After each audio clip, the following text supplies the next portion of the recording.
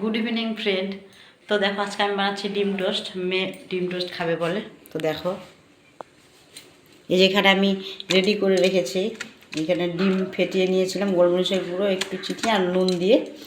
তো এখন এগুলো আমি ব্রেডগুলো একে একে দিয়ে দিচ্ছি।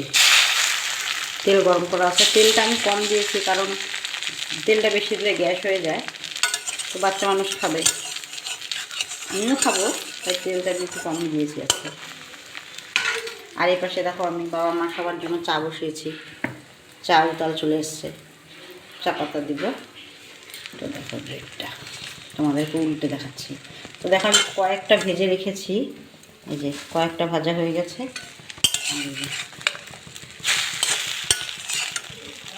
হালকা হালকা তেল দিয়ে ভেজে নেব, আমি বেশি তেলটা ইউজ করবো না, তার কারণ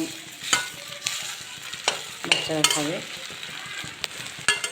এই পাশটা হলেই হয়ে যাবে।